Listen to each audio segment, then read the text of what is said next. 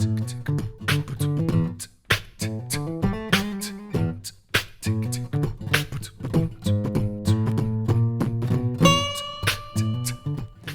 there, how you doing? This is Adam Rafferty, funky fingerstyle guitarist from New York City, and I've got a short lesson for you today on bar chords. More specifically, the technique that we need to do to play bar chords comfortably. Anyhow, here goes. First off, just so you know, you ought to get what's called a setup on your guitar. Before you start blaming yourself for not playing bar chords well, you want to go to a guitar repair person, or sometimes in a music store, in your local music store, they'll have somebody who does this. You want to get a setup so that the strings are as low to the neck as possible, as low to the fretboard as possible, without buzzing. And a good setup person will make adjustments over here on the bridge, over here on the nut, and they'll also mess around with your truss rod, and they'll look at the balance of these different things so that your guitar is easy to play. So I just want to say that right out of the gates, because it would be like going mountain hiking with terrible shoes. That could be the problem of sore feet. So when you get a chance, go to the music store and get a setup on your guitar. And even if you've gotten a setup, I have to get a setup once a year or twice a year because of weather changes. Okay, so bar chords. If you are hanging out on YouTube or Facebook or whatever other video goodness there is online, maybe you're downloading tabs, maybe you're learning from lessons, and you see somebody play a bar chord and you try to play a bar chord, and it seems much more difficult for you than it does for the person in that video. So let's break down the difficulties. Let me show you how I attack bar chords. I'm going to attack them, and hopefully this will make it a little bit easier for you, because you don't want to strain your hand. You don't want to do anything repetitive where you're muscling.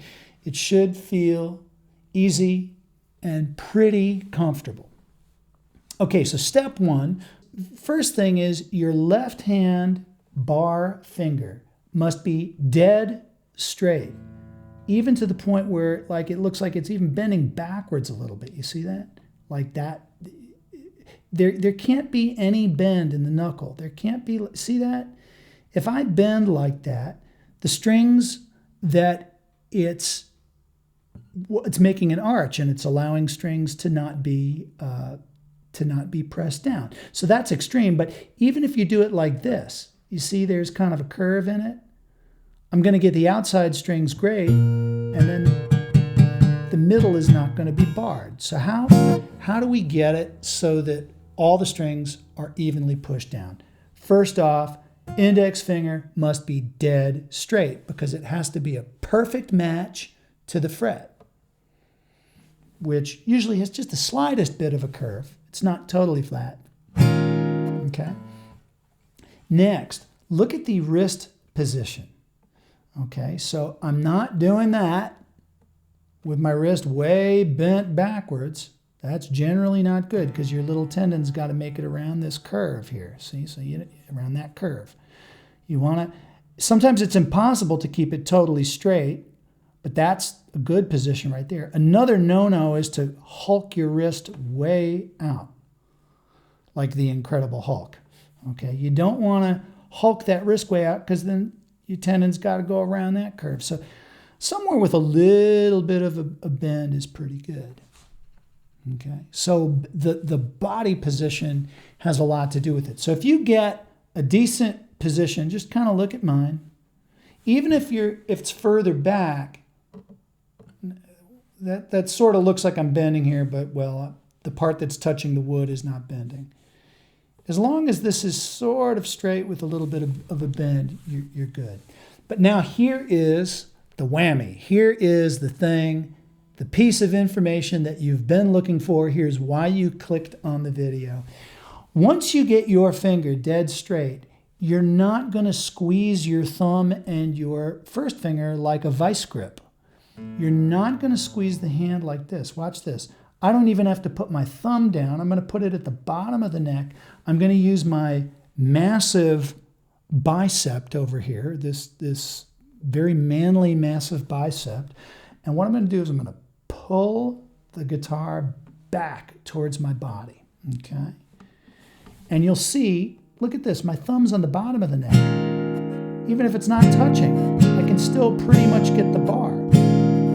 Okay, so then if I put other fingers down, it's just a bonus. I'm just, literally, there's a lot of strength pulling back that way, massive amounts of strength.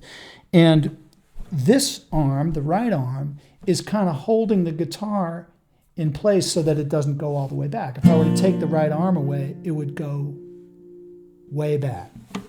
We're going way, way back.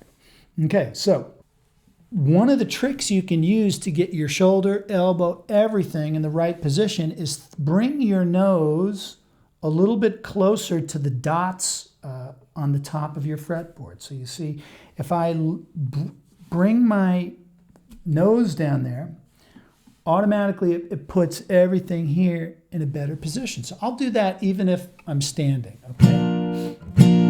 So now I've been playing like this for years. It's pretty second nature for me. It might be brand new for you. Like this would be a really bad position. Fingers not straight, wrist is bent back, and now I'm trying to get it by squeezing. Oh, and I can sort of get it, but doing that for real long is not a good idea, and it's also kind of unreliable. So let's review one more time. Index finger, dead straight. Thumb does not have to be in the back. Hand does not work like a grip. Wrist should not be bent too far this way. Wrist should not be bent too far this way. We want it kind of in the middle. You can bring the nose down a little bit, lean this way. And now you're going to pull back with the bicep. Back like this. Pull back. Of course, we're not going to move the guitar every time. That's just to show you what I'm doing. But you can even see it comes back a little bit. Even when I try to play it normally. Alrighty, so I hope that helps with bar chords. And I wish you lots of comfort and good technique in your quest through music. And I hope you like this. Please subscribe. Please leave a comment below. All right. God bless.